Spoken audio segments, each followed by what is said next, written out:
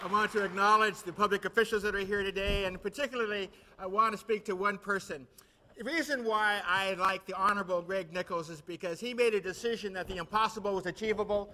He's always been committed to, I know, he's always been committed to Neighborhood House, but he's also been committed to actually making a lot of things happen. So, Mayor Nichols, you and I have been out looking and observing people for 2 years, but I want to say thank you for your incredible service. I want you to stand so we can give you an applause.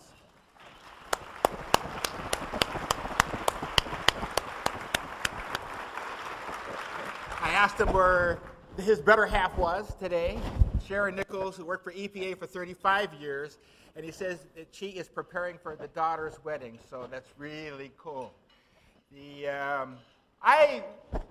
When Mark sent me an email and said, would you speak at this breakfast, I said yes right away.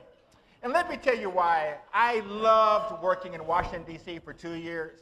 You have no life.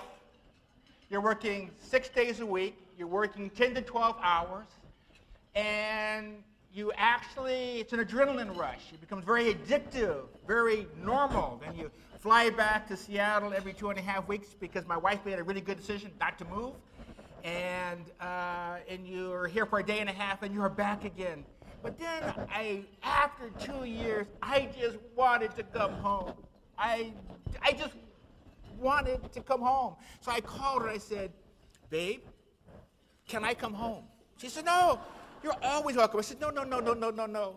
Can I come home? So I want to thank all of you who saw me and said, welcome back, because it is very sweet and wonderful to be back in the best place in the United States to live and work and play. But why do I love Neighborhood House? And I'll tell you some stories.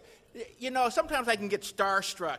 And I can remember one time having to give Dionne Warwick roses on stage, and I just melted. Dionne Warwick, Walk On By, and Alfie, and all those songs. I just melted, became incoherent in front of thousands of people.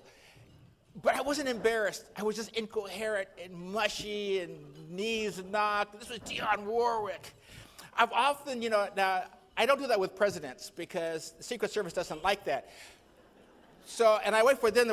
I'm known as a hugger, so both President Obama and President Clinton got used to the fact that I am a hugger, but I wait for their arms to move first because they have Secret Service too.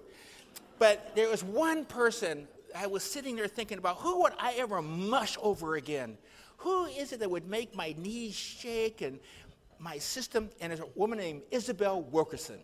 She wrote a fabulous book, The Warmth of Other Suns, S-U-N-S.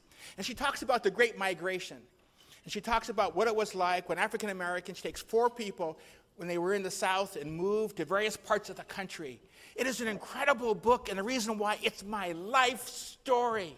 It's the story of my grandfather leaving South Carolina when he was 12 years old on a train to go up to New York and clean houses. It's a story of my father growing up in New York, along with my mother in New York, as they grew up and then they moved west. It is a story of their children. It is my life story. If she was here today, I would hug her and praise her, get her autograph.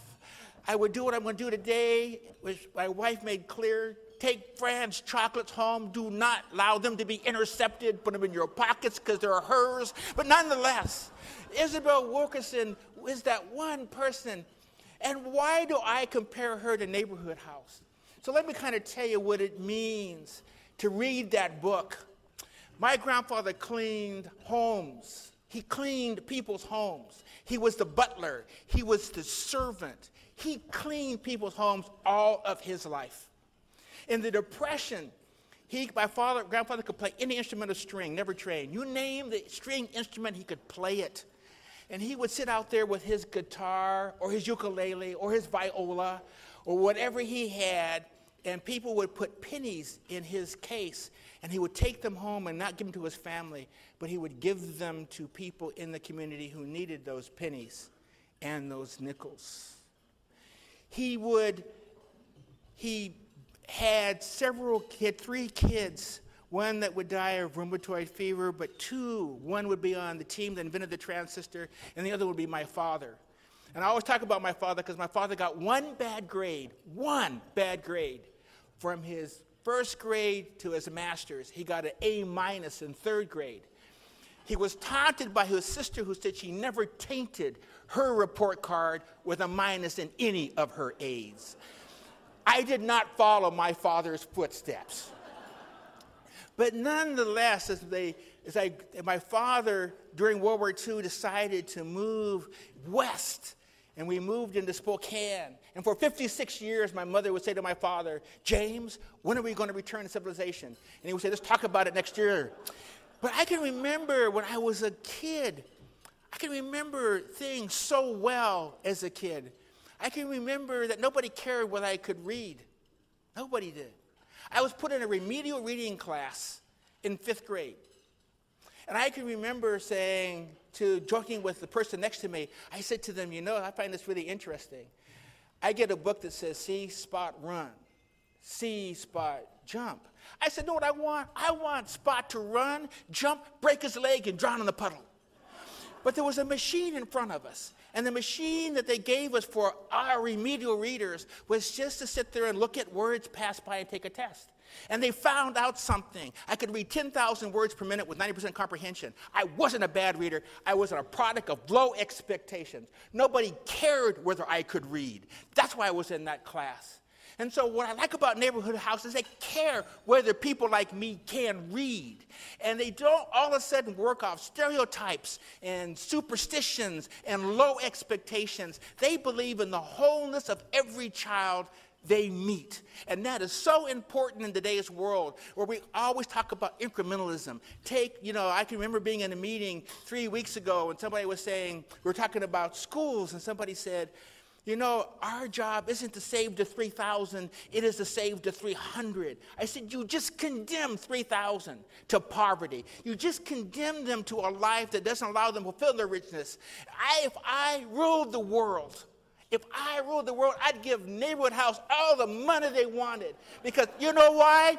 I want somebody who believes that every child can achieve. I want somebody who can believe that every child is a genius, that they can write books that we will enjoy, hear music that we have not heard, to be able to be the Nobel Prize winners, the Pulitzer Prize winners, the Spingarn, the Newbery Prize winners. I want somebody who believes in that. And I've always said there's enough genius out there, and the question is, have we seen it yet? The answer is no, because we've allowed poverty to get in the way, race to get in the way, language to get in the way, immigration to get in the way. I need somebody who can basically say you can build a community, and that's what Neighborhood House does. It builds communities.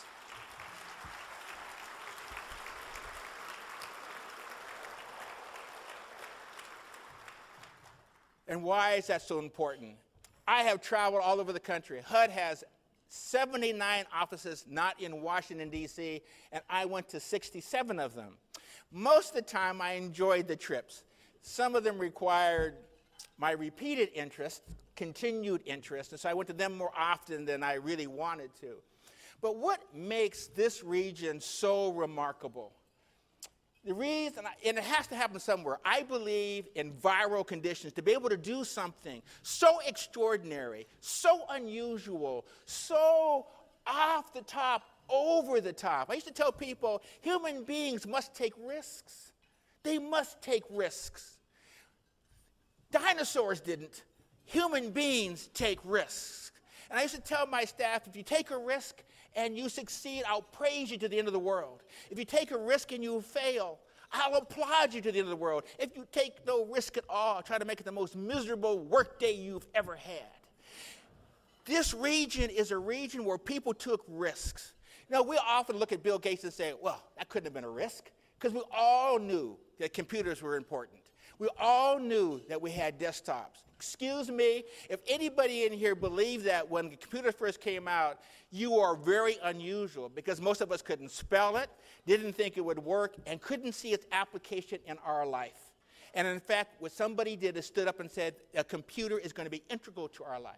We never thought that we would have medicines that would conquer diseases, And we had diseases that we basically said would never be cured, and yet in this region, we have managed to look at issues of fundamental like cancer, been looking at a whole series of other illnesses and malaria and all that. Now we have people in our community who are going to make those illnesses and diseases vestiges of our past. And so we are a region of experimentation and innovation. But for whatever reason, people have decided to pull back a little bit. You know, you don't do that when the going gets tough. You never pull back. You just step on the accelerator and make things happen. I always say the worst things you face in the world are only challenges before you to conquer and overcome. Neighborhood House does that and believes it. In every community they're in, they have never ever confined themselves as to what is within our reach. They've always said what is in the hopes and dreams of the people we serve. And that requires boldness, and they're bold. It requires movement and energy, and they have done that. So yes, I'm singing their praises because I just think the nation needs Neighborhood House. They really need Neighborhood House. We need that energy.